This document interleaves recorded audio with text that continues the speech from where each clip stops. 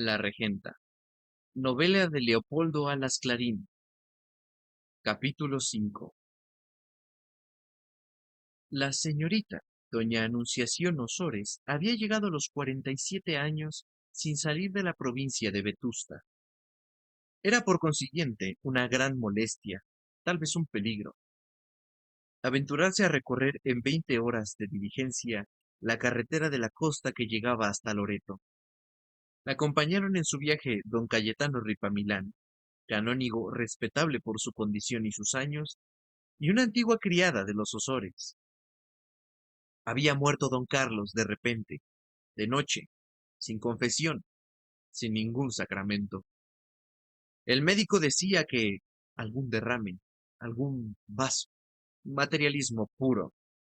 Doña Anuncia veía la mano de Dios que castiga sin palo ni piedra. Esto no impidió que, durante el viaje, manifestase la señorita de Osores, vestida de riguroso luto, un dolor apenas mitigado por la resignación cristiana.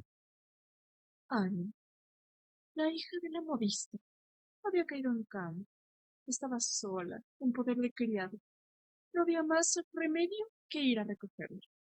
Ante aquella muerte concluían las diferencias de la familia. Muerto el perro, se acabó la rabia, había dicho uno de los nobles de Vetusta. Doña Anuncia y don Cayetano encontraron a la joven en peligro de muerte. Era una fiebre nerviosa, una crisis terrible, había dicho el médico. La enfermedad había coincidido con ciertas transformaciones propias de la edad. Propias, sí, pero delante de señoritas no debían explicarse con la claridad y los pormenores que empleaba el doctor. Don Cayetano podía oírlo todo, pero doña Anuncia hubiera preferido metáforas y perífrasis. El desarrollo contenido, la crítica misteriosa, metamorfosis, la crisálida que se toma. Todo eso estaba bien, pero el médico añadía unos detalles que doña Anuncia no vacilaba en calificar de groseros. ¿Qué gentes trataba mi hermano? Decía, poniendo los ojos en blanco. 15 días había vivido sola en poder de criados aquella pobre niña, huérfana y enferma. Pues doña Anuncia no se decidió a emprender el viaje de las 20 horas hasta que se le pidió esta obra de caridad en nombre de su sobrina moribunda. Ana estaba ya enferma cuando la sobrecogió la catástrofe. Su enfermedad era melancólica. Sentía tristezas que no se explicaba. La pérdida de su padre la asustó más que la afligió al principio. No lloraba. Pasaba el día temblando de frío en una somnolencia poblada de pensamientos disparatados. Sintió un egoísmo horrible, lleno de remordimientos. Más que la muerte de su padre, le dolía entonces su abandono, que le aterraba. Todo su valor desapareció. Se sintió esclava de los demás. No bastaba la fuerza de sufrir en silencio, ni el refugiarse en la vida interior. Necesitaba del mundo un asilo. Sabía que estaba muy pobre. Su padre, meses antes de morir, había vendido a vil precio a sus hermanas el palacio de Vetusta. Aquel era el último resto de su herencia. El producto de tan mala venta había servido para pagar deudas antiguas, pero quedaban otras. La misma quinta estaba hipotecada y su valor no podía sacar a nadie de apuros. En manos del filósofo no había hecho más que ir perdiendo. Es decir, que estoy casi en la miseria. Sus derechos de orfandad, que le dijeron que serían una ayuda irrisoria, poco más que nada, tardaría en cobrarlos. No tenía quien le explicase cómo y dónde se pedían. Estaba sola, completamente sola. ¿Qué iba a hacer de ella? Los amigos del filósofo no le sirvieron de nada. No sabían más que discutir. El capellán no apareció por allí. La muerte repentina de don Carlos olía un poco a azufre. Un día, 3 o 4 después de enterrado su padre, Ana quiso levantarse y no pudo. El lecho la sujetaba con brazos invisibles. La noche anterior se había dormido con los dientes apretados y temblando de frío. Había querido escribir a sus tías de Vetusta, y no había podido coordinar las palabras. Hasta dudaba de su ortografía. Tuvo pesadillas, y aunque hizo esfuerzos para no declararse enferma, el mal pudo más. La rindió. El médico habló de fiebre, de grandes cuidados necesarios. Le hizo preguntas a las que ella no sabía ni quería contestar. Estaba sola, y era absurdo. El doctor dijo que no tenía con quién entenderse. Añadió pestes de la incurnia de los criados. La dejarán a usted morir, hija mía. Ana dio gritos, se asustó mucho, se sintió muy cobarde, llorando y con las manos en cruz. Pidió que llamaran a sus tías, unas hermanas de su padre que vivían en Vetusta, tenía entendido, eran muy buenas cristianas. Las tías sentían un vago remordimiento por la compra del caserón. Comprendían que valía más, mucho más, de lo que habían pagado por él, abusando de la situación apurada de don Carlos, que, además, era un aturdido en materia de intereses. Él, que había renegado de la fe de los Osores, por no ser víctima de una mixtificación. Se presentaba ocasión de tranquilizar la conciencia, amparando a la desventurada hija del hermano de sus pecados. Doña Anuncia pudo apreciar mejor la grandeza de su buena obra cuando vio que Ana estaba en la calle, o poco menos.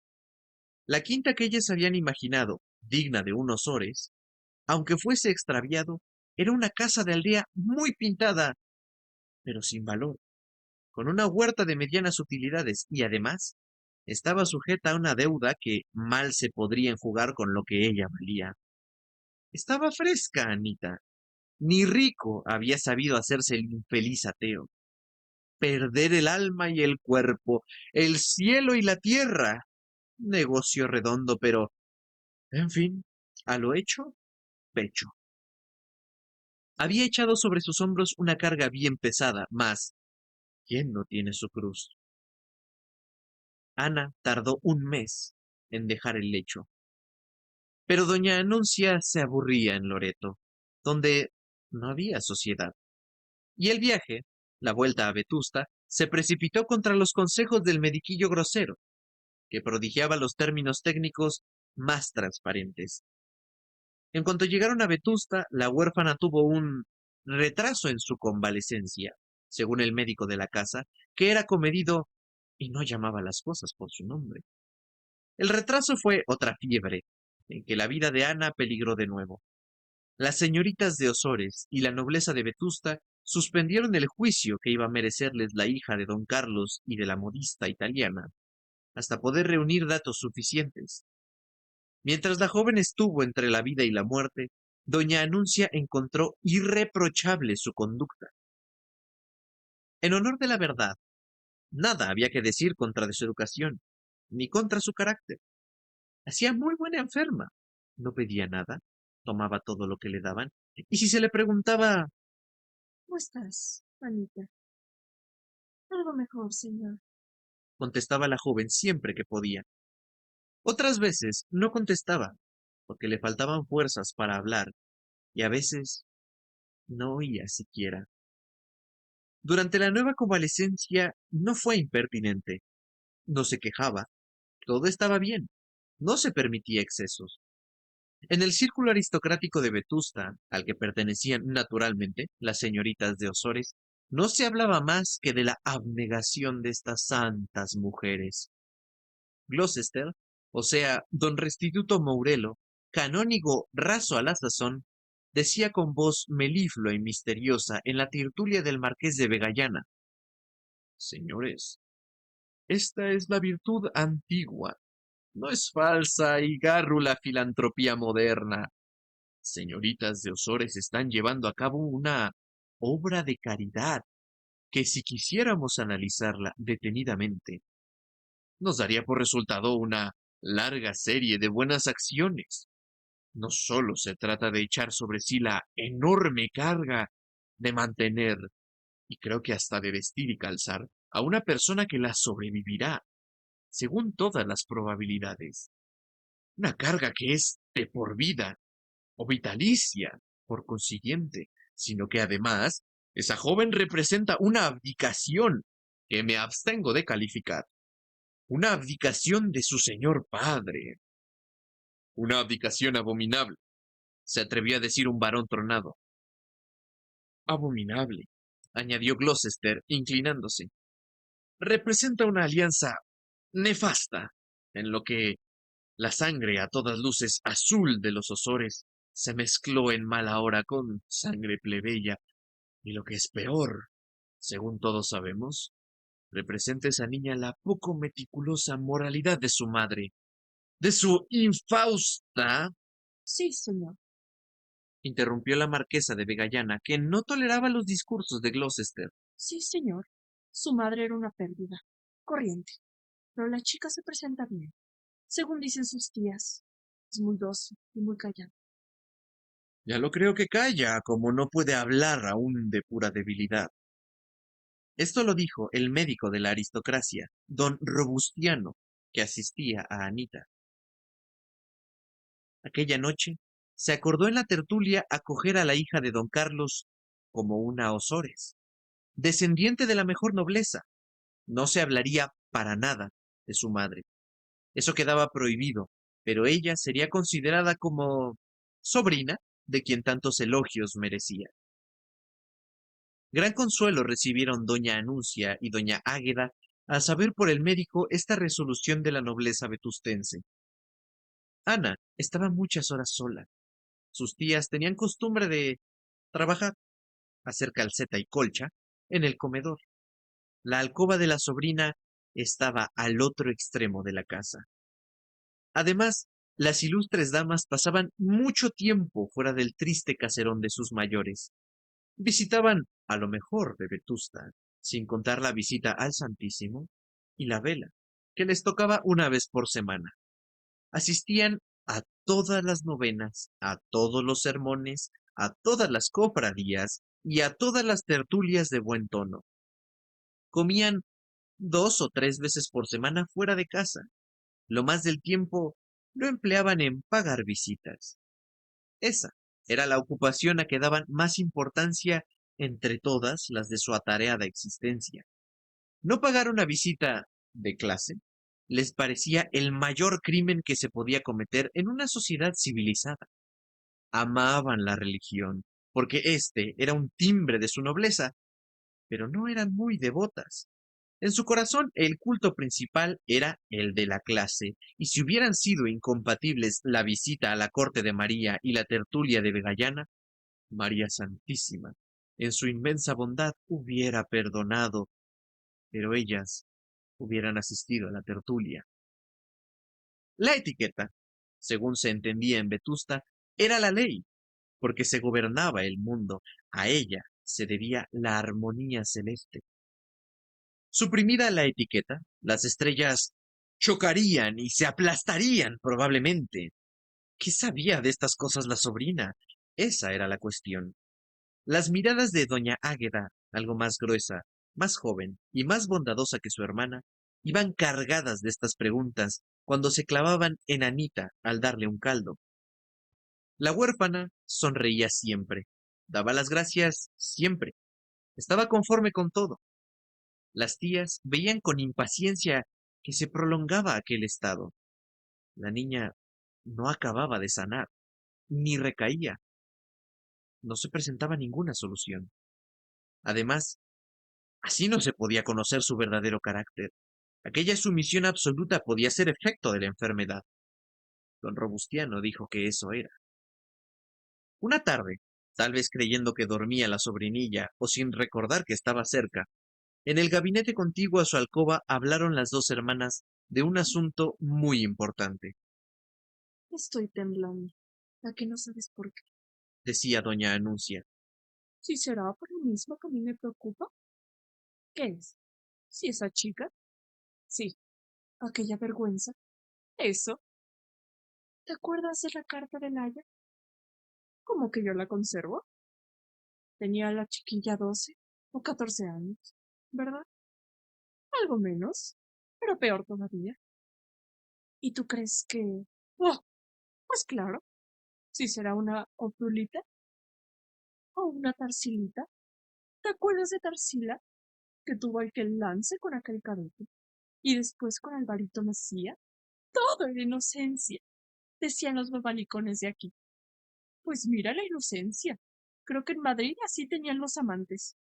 Si es claro, si genio y figura. ¿Cuánto falta una base firme? Si sabrá una. Pues Obdulita. Ya ves lo que se dijo el año pasado. Después se negó, se aseguró de que era una calumnia. A mí, que soy tambor de marina. Si sabrá una. Si uno hubiera querido. Y suspiró esta señorita de Osores. Suspiró su hermana también. Ana, que descansaba, vestida sobre su pobre lecho, saltó de él a las primeras palabras de aquella conversación, pálida como una muerta, con dos lágrimas heladas en los párpados, con las manos flacas en cruz. Oyó todo el diálogo de sus tías. No hablaban a solas como delante de los señores de clase. No eran prudentes, no eran comedidas, no rebuscaban las frases. Doña Anuncia decía palabras que lo hubieran escandalizado en labios ajenos. La conversación no tardó en volver al pecado de Ana, a la vergüenza que les hablaba la carta de doña Camila.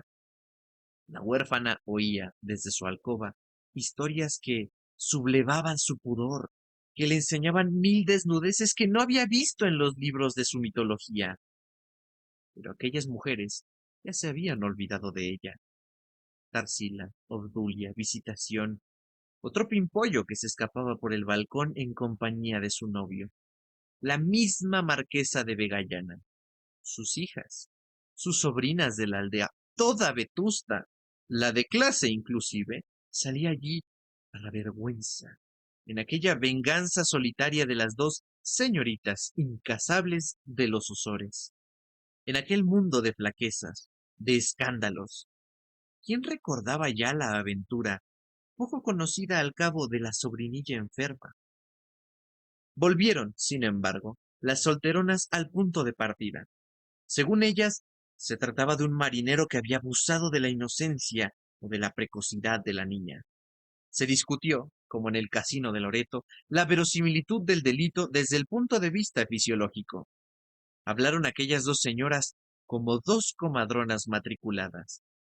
¡Qué riqueza de datos! ¡Qué empirismo tan provisto de documentos! Doña Anuncia tenía la boca llena de agua. Buscaba a cada momento el recipiente de porcelana que estaba a los pies de la butaca. En cuanto a la moral, tampoco era caso grave, porque en Vetusta nadie debía de saberlo. Lo malo sería que aquella muchacha hubiera seguido con vida tan disoluta, pero no hubiera motivo para creerlo. Nada más había sabido que la condenase. Sobre todo, pronto sabía de él. Ana, que tuvo valor para sufrir hasta la última palabra, comprendió que sus tías lo perdonaban todo, menos las apariencias, que con tal de ser en adelante como ellas, se olvidaba lo pasado, fuese como fuese. Como eran ellas, ya lo iba conociendo, pero estudiaría más. Había habido algunos minutos de silencio. Doña Águeda lo rompió diciendo: Y yo creo que la chica, si se repone, va a ser guapa. Creo que era algo raquítica. Por lo menos, estaba poco desarrollada. Eso no importa.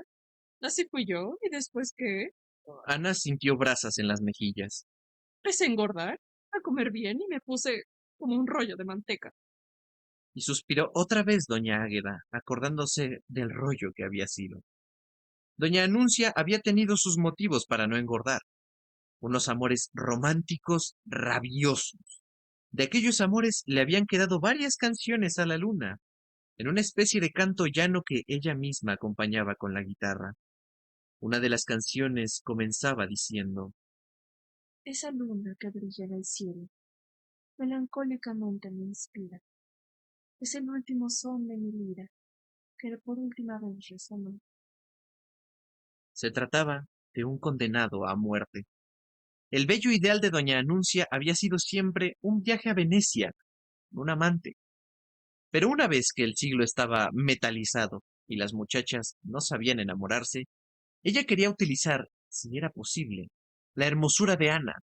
que si se alimentaba bien sería guapa como su padre y todos los Osores, pues lo traían de raza. Sí, era preciso darle bien de comer e engordarla. Después se le buscaba un novio.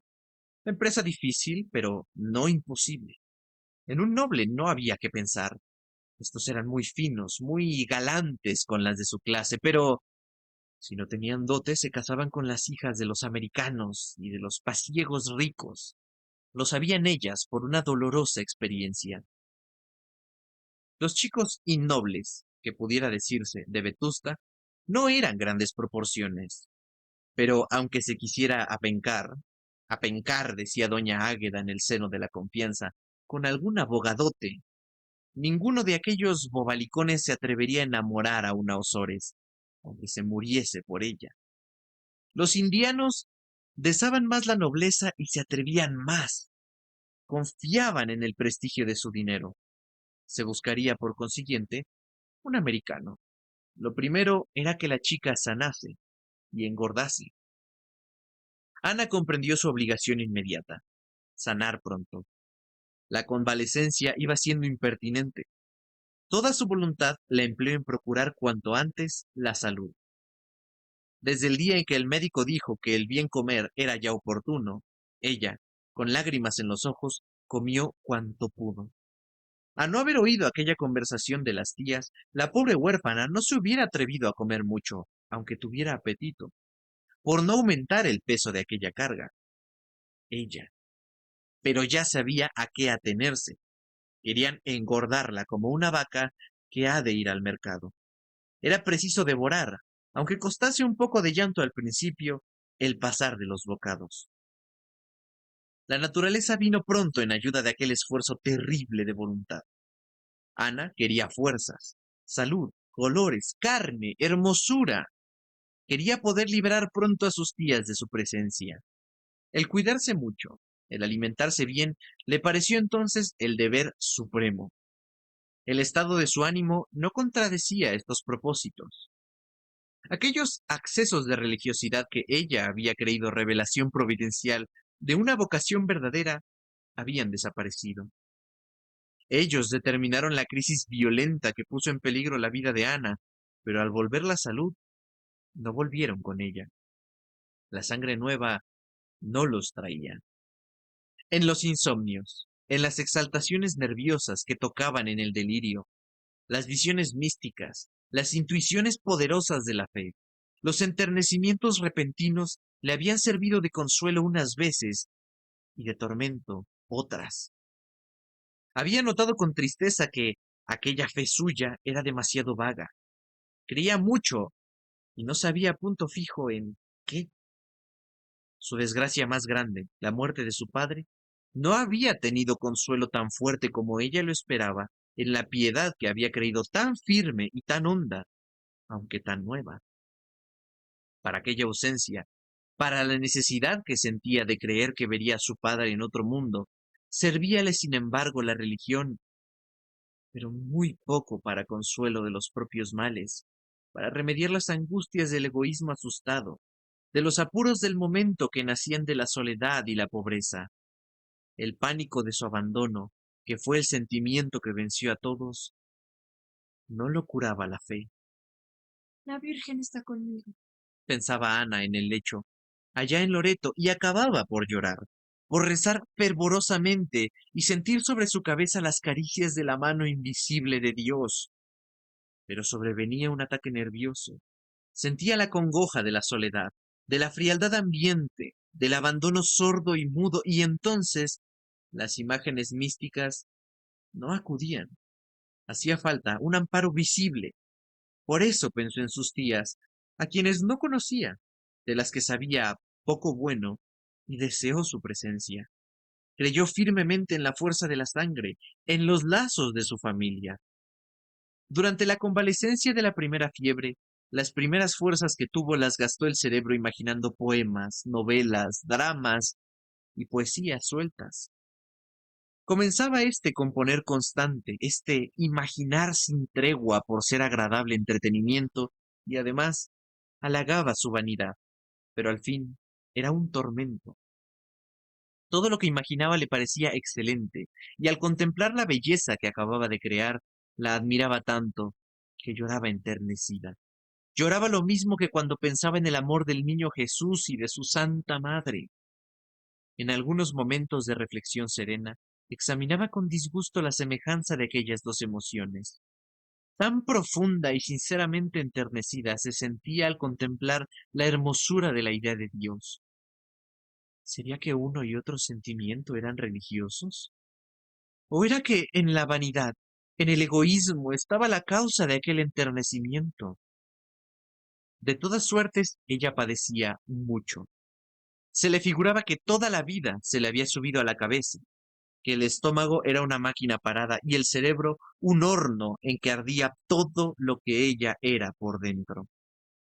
El pensar sin querer, contra su voluntad, algo complicado, original, delicado, exquisito, llegó a causarle náuseas y se le antojó envidiar a los animales, a las plantas, a las piedras. En la convalecencia de la segunda fiebre, en Vetusta, volvió esta actividad indomable del pensamiento a molestarla.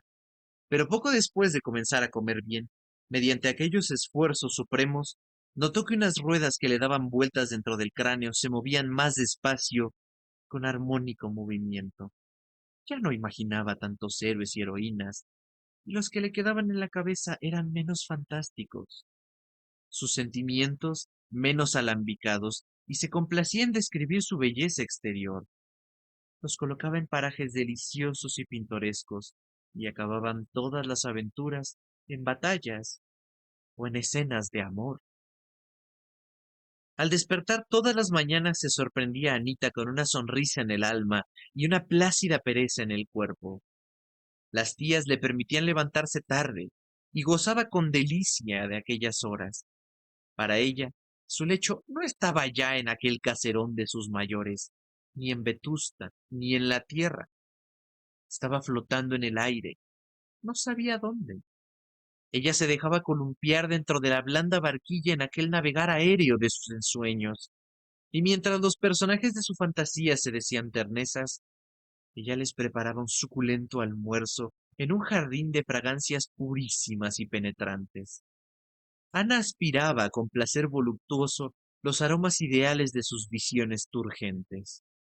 Algunas veces, por desgracia, el príncipe ruso vestido con pieles finas, o el noble escocés que lucía torneada y robusta pantorrilla con media de cuadros brillantes, se convertían de repente en un caballero enfermo del hígado, pálido, delgado, tocado con sombrero de jipijapa, que se despedía de la señora de sus pensamientos diciendo: Adiosito, ahorita vuelvo. Con un balanceo de hamaca en los diminutivos, era el indiano que veían en lontananza ella y las tías. Doña Águeda era muy buena cocinera, conocía el empirismo del arte y además lo profesaba por principios. Sabía de memoria El cocinero europeo, un libro que contiene el arte de confeccionar todos los platos de las cocinas inglesa, francesa, italiana, española y otras. Pero salía por un ojo de la cara el guisar como el europeo, según doña Águeda.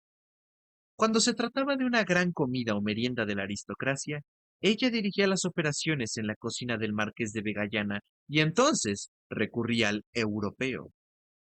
En su casa había muy poco dinero y allí se contentaba con las recetas que heredaba de sus mayores. Maravillas y primores de la cocina casera comió Anita en cuanto el estómago pudo tolerarlos. Doña Águeda, con unos ojos dulzones inútilmente grandes que nadie había querido para sí, miraba extasiada a la convaleciente que iba engordando, a ojos vistas, según las de Osores.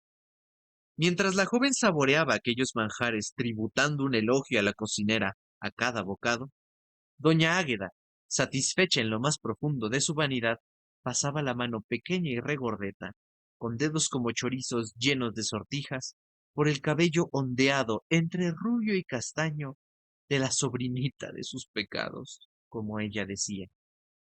El artista y su obra se dedicaban mutuas sonrisas entre plato y plato. Doña Anuncia no cocinaba, pero iba a la compra con la criada y traía lo mejor de lo más barato. Ayudábala a comprar bien un antiguo catedrático de psicología, lógica y ética, gran partidario de la escuela escocesa y de los embutidos caseros. No se fiaba mucho ni del testimonio de sus sentidos ni de las longanizas de la plaza. Era muy amigo de doña Anuncia y la ayudaba a regatear. La solterona, después del mercado, recorría las casas de la nobleza para pregonar que el exceso de caridad con que ella y su hermana daban el ejemplo al mundo. Si ustedes la vieran, Decía, está desconocida. Se la va a engordar. Parece un globo que se va hinchando poco a poco. Verdad es que aquella Águeda tiene unas manos. En fin, ustedes saben por experiencia cómo dice mi hermanito. Yo me desvivo por la niña. En casa no entendemos la caridad a medias. Todos los días se ve recoger a un pariente pobre.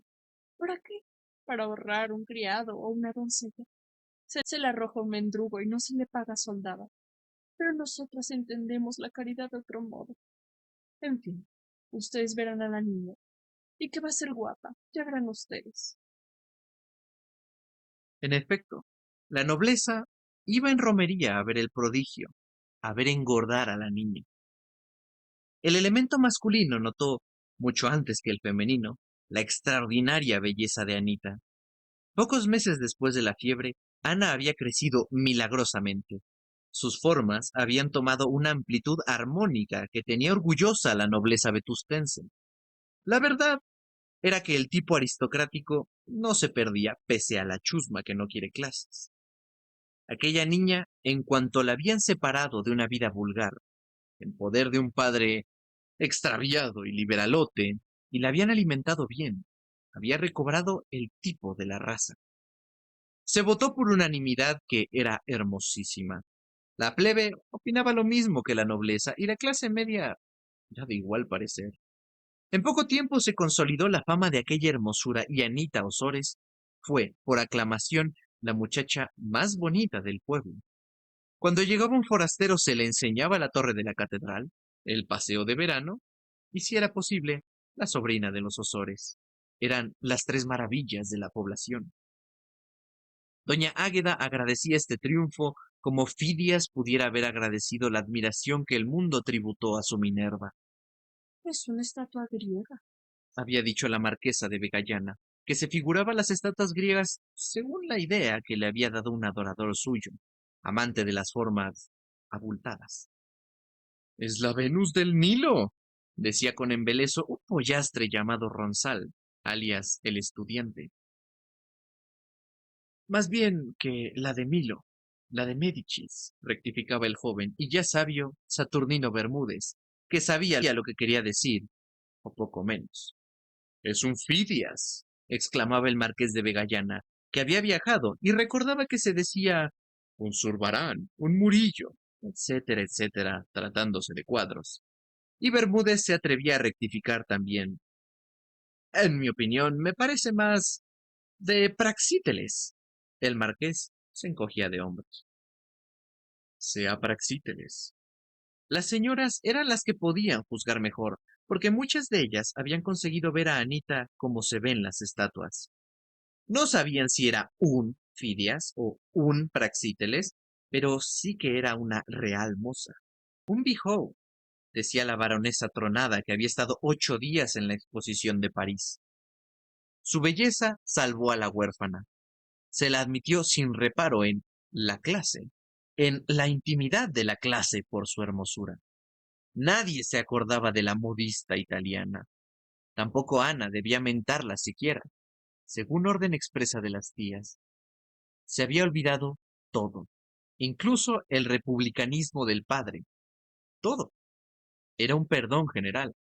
Ana era de la clase. La honraba con su hermosura, como un caballo de sangre y de piel de seda honra la caballeriza y hasta la casa de un potentado. Las señoritas nobles no envidiaban mucho a Anita porque era pobre. Para ellas, la hermosura era cosa secundaria. Daban más valor a la dote y a los vestidos, y creían que las proporciones, los novios aceptables, harían lo mismo. sabían a qué atenerse. En las tertulias, en los bailes, en las excursiones campestres, no le faltarían a la sobrina adoradores. Los muchachos de la aristocracia eran casi todos libertinos, más o menos disimulados. Les atraería la hermosura de Ana, pero no se casarían con ella. Cada niña aristocrática no necesitaba más cuidado que prohibir a su novio formal, el futuro esposo, hacer el amor a la huérfana, a lo menos en presencia de su futura. Si Anita se descuidaba, pensaban las herederas, podía verse comprometida sin ninguna utilidad.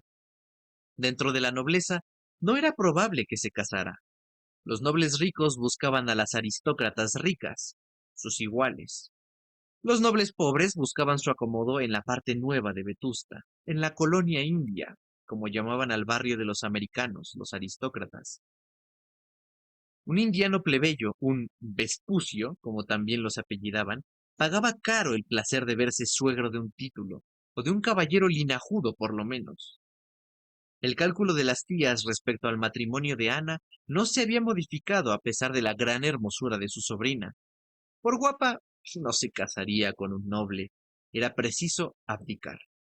Dejarla casarse con un ricacho plebeyo. Entretanto, se necesitaba mucha vigilancia y tener advertida a la niña. En el gran mundo de Vetusta Decía doña Anuncia. es preciso un ten con ten muy difícil de aprender. Aunque la explicación de este equilibrio, o ten con ten, era un poco embarazosa y más para una señorita que oficialmente debía ignorarlo todo, y en este caso estaba doña Anuncia, convinieron las hermanas en que era indispensable dar instrucciones a la chica.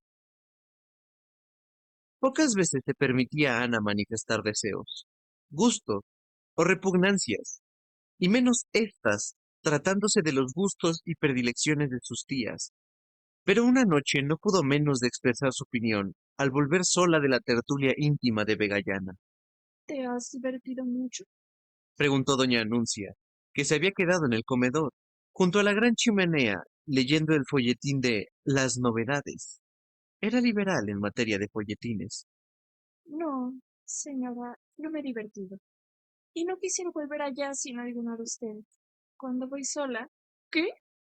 Exclamó doña Anuncia, invitando a su sobrina con el tono áspero de aquel monosílabo a que no profiriese censura de ningún género contra la tertulia de su predilección. Cuando voy sola, me aburren demasiado aquellos caballeritos. No era esto lo que quería decir. Bien lo comprendió su tía, pero quería más claridad y replicó. ¿Aburren? ¿Aburren? Explíquese usted, señorita. ¿Es que le parece poco fina a la sociedad de Vetusta? Por el usted y la ironía, comprendió Ana que doña Anuncia se había disgustado. No es eso. Tía, es que hay algunos muy atrevidos. No sé qué se figuran. Ustedes no quieren que yo sea oscura, seria, huraña. Claro que no. Pues que no sean ellos atrevidos. Si Obdulia es consciente de ciertas cosas, yo no quiero. Y yo quiero tampoco que tú te compares con Obdulia. Ella es una cualquier cosa, que no sé cómo la admiten en la tertulia. Y por darse tono, por decir que es íntima de la marquesa y de sus hijas, pasa por todo. Tú eres de clase. Es que no solo Obdulia es la que tolera. Lo que yo no quiero tolerar. Las mismas Emma, Pilar y Lola consienten confianzas. No me toques a las hijas del marqués. Gritó la tía, poniéndose en pie y dejando caer el bercer sobre la raída alfombra. Soy una bestia. Pensó. Debí haber callado. Cada vez que faltaba a su propósito de no contradecir a las tías, sentía una especie de remordimiento, como el del artista que se equivoca. Entró doña Águeda. Había oído la conversación desde el gabinete. Las dos hermanas se miraron. Era llegada la ocasión de explicar lo del ten con ten, Oye, Anita, dijo con voz meliflua la perfecta cocinera. tú eres una niña, y aunque nosotras poco sabemos del mundo, tenemos alguna experiencia, por lo que se observa. Eso es, por lo que observamos en las demás. En el mundo en que has entrado, y al que perteneces de derecho, es necesario un ten con ten especial. Un ten con ten, eso, sobre todo en el trato con los hombres. ¿Habrás notado que en público los de clase jamás faltan a la más estricta y meticulosa, eso, decencia, que es lo principal? dijo doña Anuncia, como quien recita el decálogo. Nunca habrás visto a Manolito, ni a Paquito, ni al varoncito, ni al vizconde, ni a Mesía, que no es noble, pero anda con ellos, propasarse lo más mínimo. En el trato íntimo, el que no es más que de la clase, ya es otra cosa muy distinta. Dijo doña Anuncia, comprendiendo que a ella, por mayor en edad, le tocaba seguir explicando el ten con ten. Como todos somos parientes, Continuó. de cerca o de lejos, nos tratamos como tales. Y ni porque se te acerquen mucho para hablarte, ni porque hagan alusiones picarescas, y siempre llenas de gracia a la hermosura de tus hombros, a lo torneado de lo poco, poquísimo de la pantorrilla que te hayan visto al bajarte del coche, por nada de eso, ni aun por algo más, con tal que no sea mucho, debes asustarte ni escandalizarte, ni darte por ofendido. De ninguna manera. Apoyó doña Águeda. Lo contrario es dar a entender una malicia que no debes tener. Tu inocencia te sirve para tolerar todo eso. Así hacen Pilar, Emma y Lola. Pero, hija, pero, si lo que no es de esperar, de ninguna manera. Algunos se propasase a mayores, lo que se llaman mayores, sobre todo tomándola en serio y Palabra de la juventud de doña Anuncia. obsequiándote en regla, entonces no te fíes. Déjale decir, pero no te dejes tocar. Al que te proponga amores formales, no le toleres pellizcos ni nada que no sea inofensivo. Escandalizarse es ridículo. Es como no saber con qué se come alguna cosa. Es una falta de educación entre la clase. Y tolerar demasiado es exponerse. Tú no te has de casar con ninguno de ellos. Ni gana, tía. Dijo Anita, sin poder contenerse, pesándole enseguida haberlo dicho. Doña Águeda se sonrió. Eso de la gana te lo guardas para ti. Exclamó doña Anuncia, puesta en pie otra vez, y dejando caer el bercer al suelo, Eres muy orgullosa. añadió. Déjala. El que no se consuela. Tienes razón. Están verdes. Pero lo que importa es que tú no olvides lo que te digo. Es necesario que dejes antes de entrar en casa de la marquesa ese aire displicente y ese tonillo seco, porque es una impertinencia. Lo que está bien, muy bien, y ya ves cómo lo bueno se te alaba, es que en público mantengas el severo continente que merece no menos elogios del público que tu palmito y buen tacto. Sí, hija mía, Interrumpió doña Águeda. es necesario sacar partido de los dones que el Señor ha prodigado en ti a manos llenas. Ana se moría de vergüenza. Estos elogios eran el mayor martirio. Se figuraba sacada a pública subasta. Doña Águeda y después su hermana trataron con gran espacio el asunto de la cotización probable de aquella hermosura que consideraban obra suya. Para doña Águeda, la belleza de Ana era uno de los mejores embutidos. Estaba orgullosa de aquella cara, como pudiera estarlo de una morcilla. Lo demás, lo que se refería a la esbeltez, lo había hecho la raza, decía doña Anuncia, que se picaba de esbelta porque era delgada. Al ventilar semejante negocio, el tipo de trotaconventos de salón, que sólo se diferencia de las otras en que no hace ruido, asomaba la figura de aquellas solteronas como anuncio de vejez de bruja. La chimenea arrojaba a la pared las siluetas contrahechas de aquellas señoritas, y los movimientos de la llama y los gestos de ellas producían en la sombra un embrión de aquelarre. Lo que eran los hombres, y especialmente los indianos, lo que no les gustaba, la manera de marearlos, lo que había que conceder antes, lo que no se había de tolerar después, todo esto se discutió por largo, siempre concluyendo con la protesta de que era hija tanta sabiduría de la observación en cabeza ajena. Por lo demás, Ni tu tía Águeda ni yo manifestamos nunca afición al matrimonio. Así fue como se le explicó a la huérfana lo del ten con ten.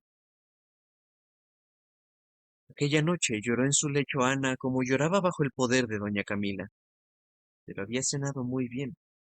Al despertar sintió como la deliciosa pereza que era casi el único placer en aquella vida. Como entonces ya no había motivo para no madrugar, y el trabajo la reclamaba en aquella casa desde muy temprano, procuraba despertar mucho antes de lo necesario para gozar de aquellos sueños de la mañana, rebosada con el dulce calor de las sábanas. Uno a uno despreciaba todos los elogios que a su hermosura tributaban los señoritos nobles y los abogadetes de Vetusta y cuantos la veían. Pero al despertar, como una neblina de incienso bien oliente, envolvían su voluptuoso amanecer del alma aquellas dulces alabanzas de tantos labios condensadas en una sola, y con deleite saboreaba Ana aquel perfume. Y como la historia ha de atreverse a decirlo todo, según manda Tácito, sépase que Anita, casta por vigor del temperamento, encontraba exquisito deleite en verificar la justicia de aquellas alabanzas. Era verdad, era hermosa. Comprendía aquellos ardores que, con miradas unos, con palabras misteriosas otros, daban a entender todos los jóvenes de Vetusta. Pero, ¿el amor? ¿Era aquello el amor? No, eso estaba en un porvenir lejano todavía. Debía de ser demasiado grande, demasiado hermoso para estar tan cerca de aquella miserable vida que la ahogaba, entre las necedades y pequeñeces que la rodeaban. ¿Acaso el amor no vendría nunca? Pero prefería perderlo a profanarlo. Toda su resignación aparente era por dentro un pesimismo invencible. Se había convencido de que estaba condenada a vivir entre necios. Creía en la fuerza superior de la estupidez general. Ella tenía razón contra todos, pero estaba debajo. Era la vencida. Además, su miseria, su abandono, la preocupaban más que todo. Su pensamiento principal era librar a sus tías de aquella carga, de aquella obra de caridad que cada día pregonaban más solemnemente las viejas. Quería emanciparse, pero ¿cómo? Ella no podía ganarse la vida trabajando. Antes la hubieran asesinado los Osores. No había manera decorosa de salir de allí, a no ser el matrimonio o el convento. Pero la devoción de Ana ya estaba calificada y condenada por la autoridad competente. Las tías, que habían maliciado algo de aquel misticismo pasajero, se habían burlado de él cruelmente. Además, la falsa devoción de la niña venía complicada con el mayor y más ridículo defecto que en Vetusta podía tener una señorita, la literatura. Era este el único vicio grave que las tías habían descubierto en la joven, y ya se le había cortado de raíz. Cuando doña Anuncia topó en la mesilla de noche de Ana un cuaderno de versos, un tintero y una pluma, manifestó igual asombro que si hubiera visto un revólver, una baraja o una botella de aguardiente. Aquello era una cosa hombruna, un vicio de hombres vulgares, plebeyos. Si hubiera fumado, no hubiese sido mayor la estupefacción de aquellas solteronas. Una Osores literata. Por allí, por allí asomaba la oreja de la modista italiana que, en efecto, debía de haber sido bailarina, como insinuaba doña Camila en su célebre carta. El cuaderno de versos se había presentado a los padres graves de la aristocracia y del cabildo. El marqués de Vegallana, a quien sus viajes daban fama de instruido, declaró que los versos eran libres. Doña Anuncia se volvió loca de ira. ¿Con qué indecentes libres? ¿Quién lo dijera? La bailarina. No, Anuncia, no te alteres. Libres quiere decir blancos, que no tienen consonantes, cosa que tú no entiendes. Por lo demás, los versos no son malos, pero más vale que no los escriba. No he conocido ninguna literata que fuese mujer de bien. Lo mismo opinó el varón Tronado, que había vivido en Madrid, mantenido por una poetisa traductora de folletines. El señor Ripamilán, canónigo, dijo que los versos eran regulares, acaso buenos, pero de una escuela romántico-religiosa que a él le empalagaba. Son unas imitaciones de Lamartine, en estilo pseudoclásico. No me gustan, aunque demuestran gran habilidad en Anita. Además, las mujeres deben ocuparse en más dulces tareas. Las musas no escriben, inspiran. La marquesa de Vegallana, que leía libros escandalosos con singular deleite, condenó los versos por mojigatos. Que no se le mezcla a ella lo humano con lo divino. En la iglesia como en la iglesia, y en literatura, ancha Castilla. Además, no le gustaba la poesía. Prefería las novelas en que se pinta todo a lo vivo y tal como pasa. Si sabría ella lo que era el mundo. En cuanto a la sobrinita, era indudable que había que cortarle aquellos arranques de falsa piedad novelesca. Para ser literata, además, se necesitaba mucho talento. Ella lo hubiera sido a vivir en otra atmósfera, lo que habían visto sus ojos, y recordaba unas aventuras de una cortesana que había ella proyectado allá en sus verdores ricos de experiencia. Tan general y viva fue la protesta del gran mundo de Vetusta contra los conatos literarios de Ana, que ella misma se creyó en ridículo y engañada por la vanidad.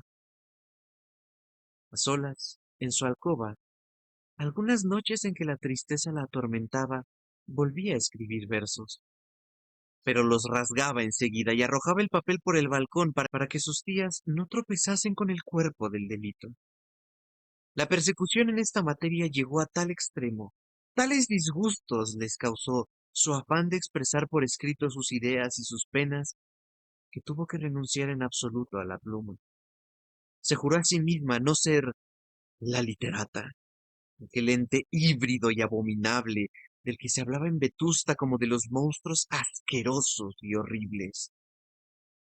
Las amiguitas, que habían sabido algo y nunca tenían que censurar en Ana, aprovecharon este flaco para ponerla en berlina delante de los hombres y a veces lo consiguieron. No se sabía quién, pero se creía que Obdulia había inventado un apodo para Ana.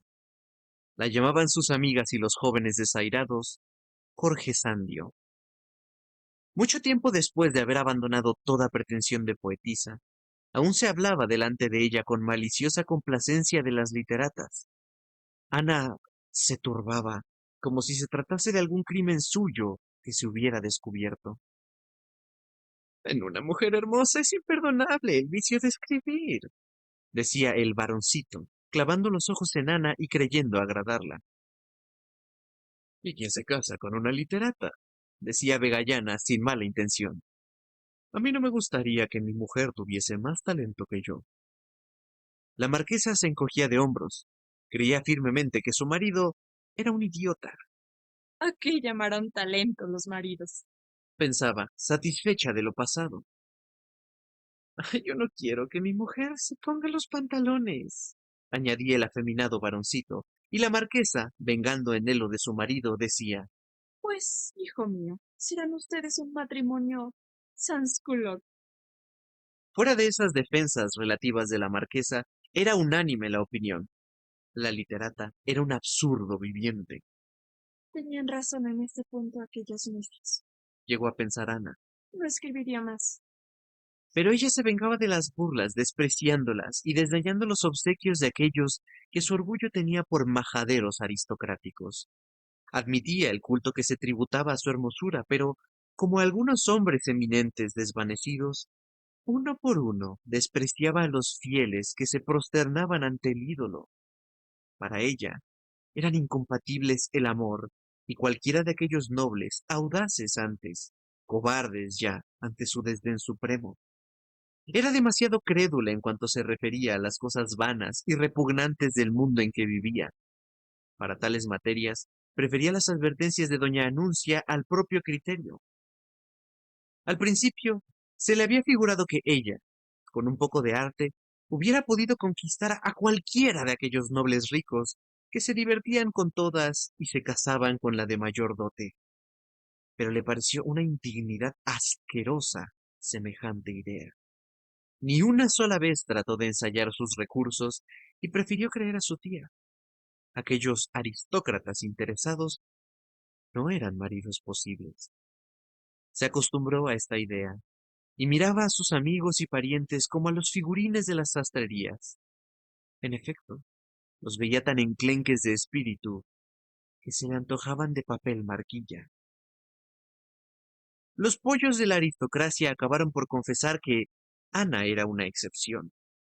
O calculaba más que sus mismas tías, o era una virtud efectiva. ¿Qué diablo? Alguna había de haber. Los seductores de la clase media, que anhelaban siempre meter la cabeza en la aristocracia, declararon lo mismo. No, Ana era invulnerable. Esperará algún príncipe ruso, decía Alvarito Mesía, que vivía entre plebeyos y nobles. Alvarito no había dicho nunca a Anita, buenos ojos tienes. Eran dos orgullos paralelos. Se fue a Madrid Mesía, a cepillar un poco el provincialismo. Dejaba en Vetusta muchas víctimas de su buen talle y arte de enamorar, pero los mayores estragos pensaba hacerlos a la vuelta. La tarde en que Álvaro tomó la diligencia, Ana había salido a paseo con sus tías por la carretera de Madrid. Encontraron el coche. Álvaro las vio y saludó desde la berlina. Se encontraron los ojos de Ana y de Mesía. Se miraron como si hasta aquel momento nunca se hubieran visto bien. Buenos ojos, pensó el Tenorio. No sabía yo a lo que saben hasta ahora. Y continuó. Esa será una de las primeras. Más de una hora fue viendo aquella nube de polvo que parecía de luz y en medio los ojos de la sobrina. La sobrina también llevó a casa la imagen de don Álvaro entre ceja y ceja y pensaba, Ese será de los menos malos. Parecía más distinguido. Y no era pesado. Tenía cierta dignidad. Era comedido, frío con elegancia. El menos tonto, sin duda. el pesimismo la hizo repetir muchos días seguidos, Se ha ido el menos tonto. pero al mes ya no se acordaba de don Álvaro, ni don Álvaro de Ana en cuanto llegó a Madrid. Oh, el convento, el convento. Ese era su recurso más natural y decoroso. El convento o el americano. El confesor de Anita, Ripamilán, oyó la proposición de la joven como quien la oye llover. Ta, ta, ta, ta, ta, dijo en voz alta, sin pensar que estaba en la iglesia. Hija mía, las esposas de Jesús no se hacen de tu maderita. Haz feliz a un cristiano que bien puedes y déjate de vocaciones improvisadas. Ay, la culpa la tiene el romanticismo con sus dramas escandalosos de monjitas. Se escapan en brazos de trovadores con plumero y capitanes de forajidos. Has de saber, Anita mía, que yo tengo para ti un novio, paisano mío. Vuélvete a casa, que allá iré yo y te hablaré del asunto. Aquí sería una profanación. El candidato de Ripamilán era un magistrado, natural de Zaragoza, joven para oidor y algo maduro, aunque no mucho para novio. Tenía entonces la señorita doña Ana Osores 19 años, y el señor don Víctor Quintanar pasaba de los 40, pero estaba muy bien conservado. Ana suplicó a don Cayetano que nada dijese a sus tías de aquella proporción, hasta que ella tratase algún tiempo a Quintanar, porque si doña Anuncia sabía algo, impondría el novio sin más examen. Nada más justo. Prefiero que estas cosas las resuelva el corazón. Moratín, mi querido Moratín, nos lo enseña gallardamente en su comedia inmortal, El sí de las niñas. Se quedó en ello. ¿Quién hubiera dicho a doña Anuncia que aquel novio soñado, que ya empezaba a tardar, pasaba todos los días cerca de ellas, en el Espolón, el paseo de invierno, o en la carretera de Madrid, orlada de altos álamos que se juntaban a lo lejos? Ana había notado que todas las tardes se encontraba con don Tomás Crespo, el íntimo de la casa y un caballero que se la comía con los ojos. Don Tomás era una de las pocas personas a quien ella estimaba de veras, por ver en él prendas morales raras en Vetusta, a saber, la tolerancia, la alegría expansiva y la despreocupación en materias supersticiosas. El caballero las miraba de lejos, mientras don Tomás se detenía a saludarlas. Aquel señor era Quintanar, el magistrado. Efectivamente, no estaba mal conservado. Era muy pulcro de traje y de aspecto simpático. Era un forastero, palabra de sentido especial en Vetusta para las señoritas de Osores, que no le habían visto aún en ninguna casa de las suyas. Es un magistrado, les había dicho Crespo un día. Un aragonés muy cabal, valiente, gran cazador, muy pundonoroso y gran aficionado de comedias. Representa como Carlos Latorre, sobre todo en el teatro antiguo. Es lo que hay que ver. Eso era todo lo que las tías sabían del novio que se les preparaba a escondidas. Una tarde, Crespo, enterado de que la niña ya sabía algo, sin encomendarse a Dios ni al diablo, detuvo a las de Osores en la carretera de Castilla y les presentó al señor don Víctor Quintanar, magistrado. Las acompañaron aquellos señores durante el paseo y hasta dejarlas en el sombrío portal del casarón de Osores. Doña Anuncia ofreció la casa a don Víctor. Este pensaba que las tías conocían su honesta pretensión y al día siguiente, de levita y pantalón negros, visitó a las nobles damas. Ana le trató con mucha amabilidad. Le pareció muy simpático. La única persona con quien ella se atrevía a hablar de lo que pasaba por dentro era don Tomás Crespo. Libre, decía él, de todas las preocupaciones, inclusive la de no tenerlas, que era de las más tontas. Ana observaba mucho. Se creía superior a los que la rodeaban y pensaba que debía de haber, en otra parte, una sociedad que viviese como ella quisiera vivir, que tuviese sus mismas ideas. Pero entre tanto, Vetusta era su cárcel, la necia rutina, un mar de hielo que la tenía sujeta, inmóvil. Sus tías, las jóvenes aristócratas, beatas, todo aquello era más fuerte que ella. No podía luchar. Se rendía a discreción y se reservaba el derecho de despreciar a su tirano, viviendo de sueños. Pero Crespo era una excepción. Un amigo verdadero que entendía a medias palabras lo que las tías, el varón, etcétera, no hubieran entendido en tomos como casas. A don Tomás le llamaban frígilis, porque si se le refería a un desliz de los que suelen castigar los pueblos con hipócritas aspavientos de moralidad asustadiza, él se encogía de hombros, no por indiferencia, sino por filosofía, y exclamaba sonriendo, ¿qué quieren ustedes? Somos frígilis, como decía el otro. Frígilis quería decir frágiles. Tal era la divisa de don Tomás, la fragilidad humana. Él mismo había sido frágil, había creído demasiado en las leyes de la adaptación al medio, pero de esto ya se hablará en su día. 8 años más adelante, brillaba en todo su esplendor su noble manía de perdonarlo todo. Era sagaz para buscar el bien en el fondo de las almas, y había adivinado en Anita tesoros espirituales.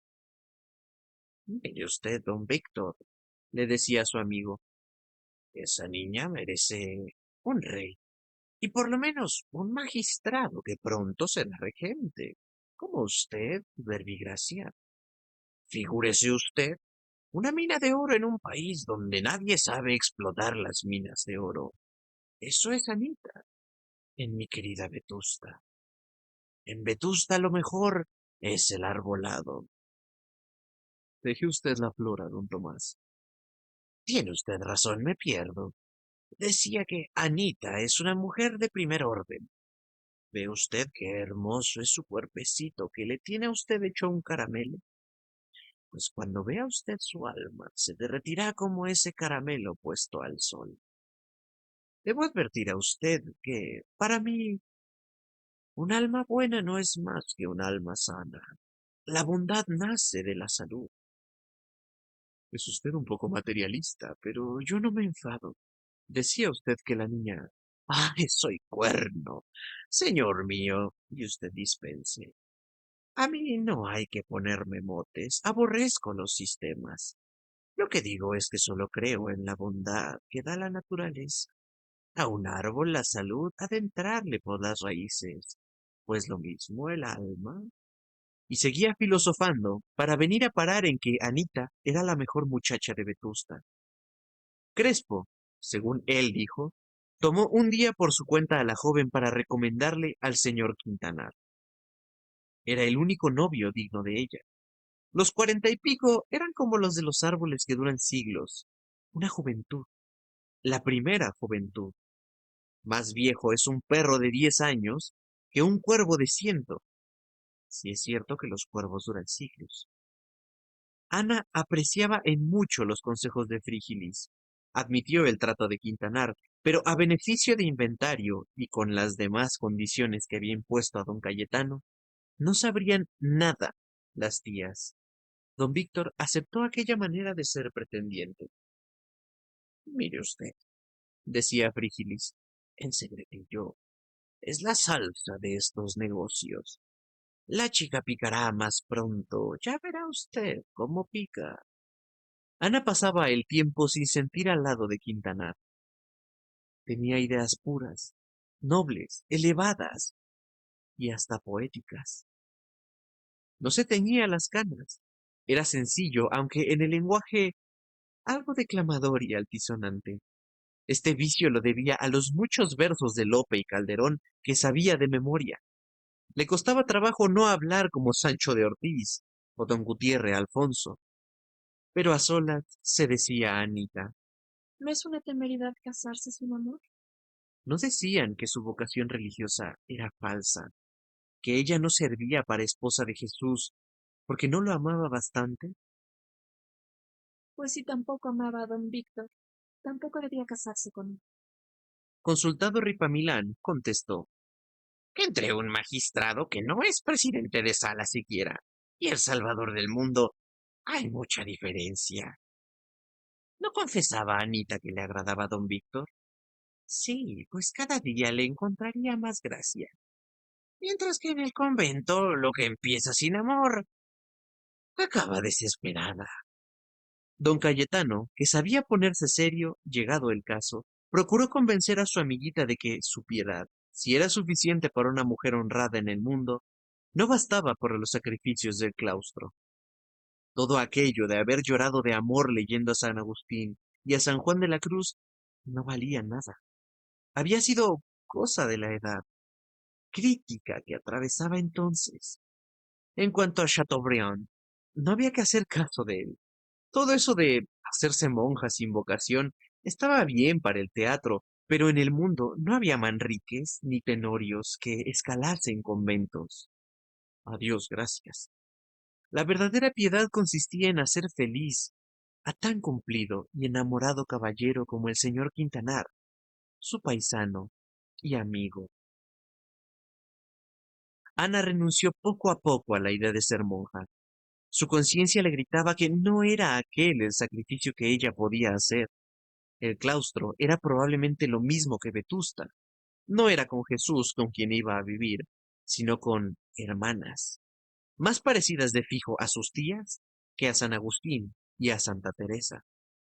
Algo se supo en el círculo de la nobleza de las veleidades místicas de Anita, y las que la habían llamado Jorge Sandio no se mordieron la lengua y criticaron con mayor crueldad el nuevo antojo. Se confesaba que era virtuosa, en cuanto no se le conocía ningún trapicheo, pero esto era poco para creerse una vocación de santa. ¿Por ventura las demás eran unas tales? Es guapa, pero orgullosa. Decía la baronesa tronada, que tenía a su marido y a su hijo enamorados en vano de la sobrinita. No fue Ana quien apresuró su resolución, como esperaba Frígilis. Fueron las tías que descubrieron un novio para la niña. El nuevo pretendiente era el americano deseado y temido, don Frutos Redondo, procedente de Matanzas con cargamento de millones. Venía dispuesto a edificar el mejor chalet de Vetusta, a tener los mejores coches de Vetusta, a ser diputado por Vetusta y a casarse con la mujer más guapa de Vetusta. Vio a Anita. Le dijeron que aquella era la hermosura del pueblo y se sintió herido de punta de amor.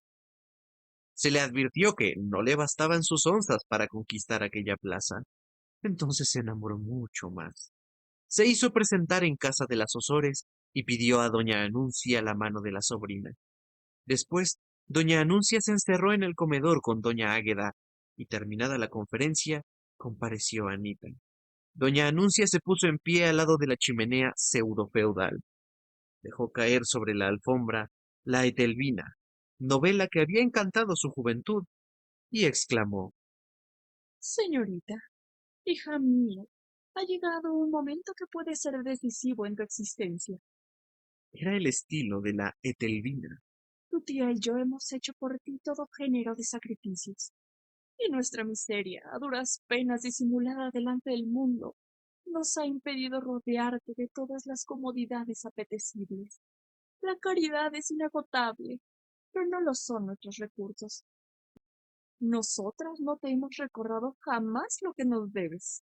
Se lo recordaban al comer y al cenar todos los días. Nosotras hemos perdonado tu origen, es decir, el de tu desgraciada madre. Todo, todo ha sido aquí olvidado.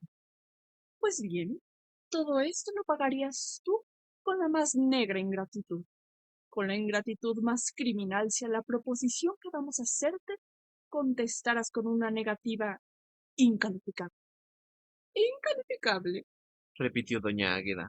pero creo inútil todo sermón, Añadió: porque la niña saltará de alegría cuando sepa de lo que se trata. Eso quiero saber. ¿En qué puedo yo servir a ustedes, a quienes tanto debo? Todo. Sí, todo, querida tía. Como supongo prosiguió doña Anuncia. que ya no te acordarás siquiera de aquella locura del monjío. No, señor. En ese caso, Interrumpió doña Águeda.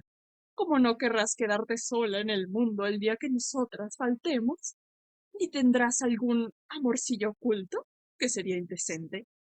Y como nosotras no podemos más, y como es tu deber aceptar la felicidad que se te ofrece, te morirás de gusto cuando sepas que don Frutos Redondo, el más rico del espolón, ha pedido hoy mismo tu mano. Ana, contra el expreso mandato de sus tías, no se murió de gusto. Calló.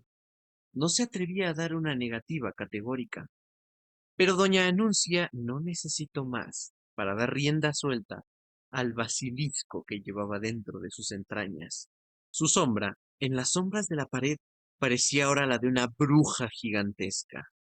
Otras veces, multiplicándose por los saltos de la llama y por los saltos y contorsiones de la vieja, figuraba todo un infierno desencadenado. Había momentos en que la sombra de la señorita Osores tenía 3 cabezas en la pared, 3 o 4 en el techo, y se diría que de todas ellas salían gritos y alaridos, según lo que vociferaba doña Anuncia sola. Doña Águeda misma estaba horrorizada. La sobrina permaneció 8 días encerrada en la alcoba después de aquella escena. Al cumplirse el novenario de la encerrona, que algo tenía de arresto, doña Anuncia se presentó tranquila, digna, severa al leer la sentencia. No le faltaría la hija de la bailarina. ¿Quién dudaba ya que la modista había bailado? No le faltaría una cama en el palacio de sus mayores. Pero ellas, las tías, no tenían qué poner a la mesa. Todo lo había comido la niña. Ana escribió a Frígilis, y al día siguiente don Víctor Quintanar, de tiros largos, como el día de la primera visita, entró en el estrado de los Osores. Venía a pedir la mano de Ana, a quien creía no ser indiferente. Daba aquel paso antes de lo que pensaba, porque acababa de ser ascendido. Iba a Granada en calidad de presidente de sala y quería llevarse a su esposa, si su ardiente deseo era cumplido. Contaba con su sueldo y algunas viñas, y no pocos rebaños en la Almunia de don Godino. Nunca hubiera osado a pedir la mano de tan preclara, ilustre y hermosa joven sin poder ofrecerle, ya que no la opulencia, una áurea mediocritas, como había dicho el latino. Doña Anuncia quedó deslumbrada.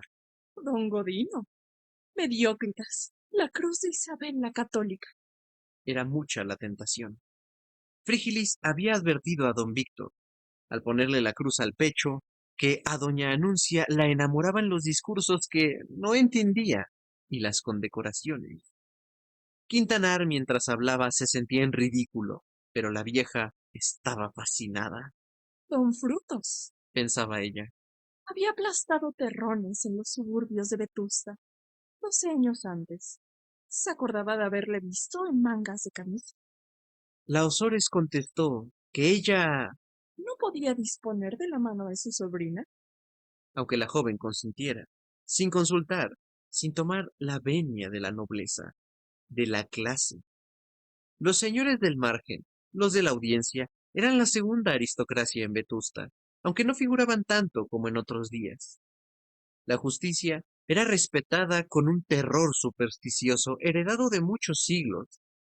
Los más soliviantados liberales de Vetusta, que hablaban de anarquía y de quemarlo todo, temblaban ante la voz de un ujier de la sala de lo criminal, que gritaba porque un testigo cruzaba las piernas. ¡Guarden ceremonia! La aristocracia, la primera, opinó que Anita hacía una boda loca.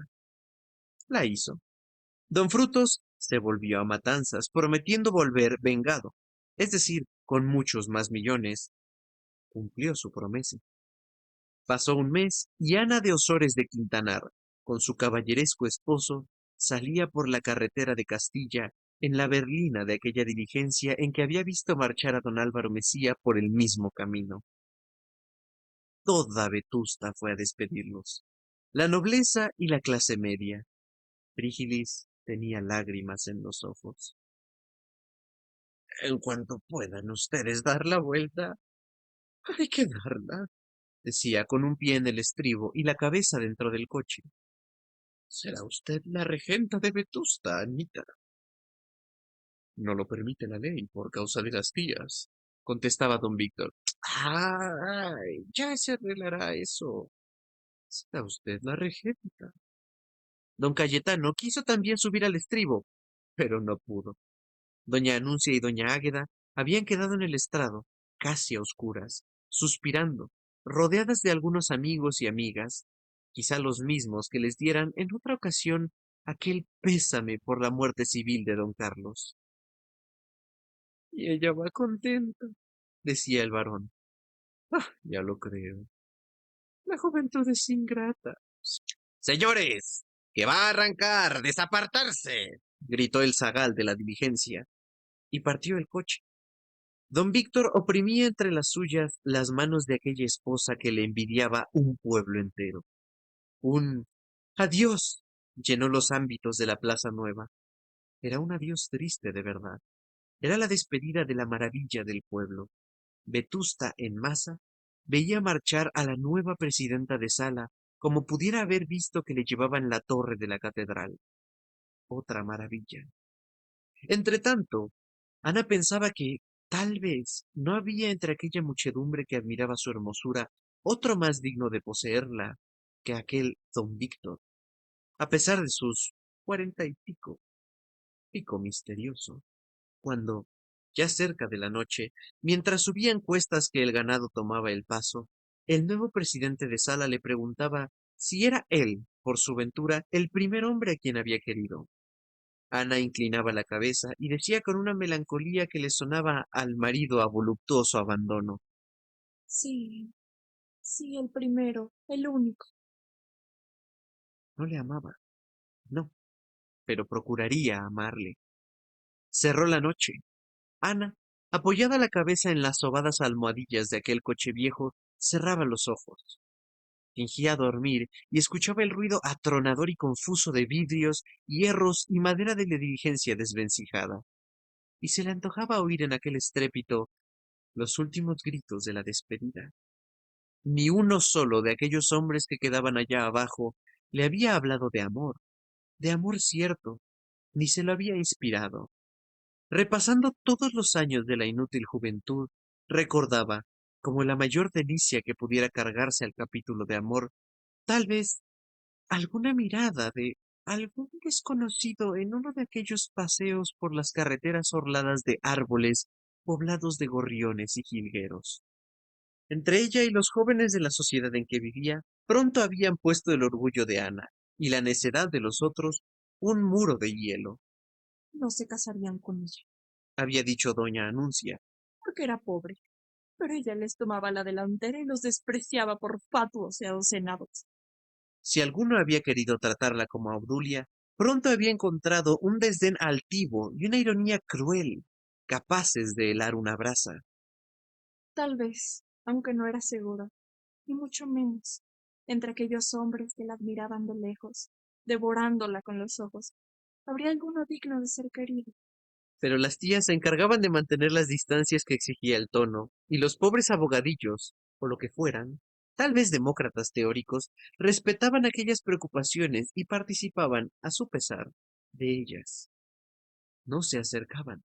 Todos los que habían producido en Ana algún efecto, aunque no grande, hablando con los ojos, eran cualquier cosa menos proporciones. En Vetusta, la juventud pobre no sabe ganarse la vida. A lo sumo, se gana la miseria. Muchachos y muchachas se comen a miradas, se quieren, hasta se lo dicen, pero lo dejan. Falta una posición. Las muchachas pierden su hermosura y acaban en beatas.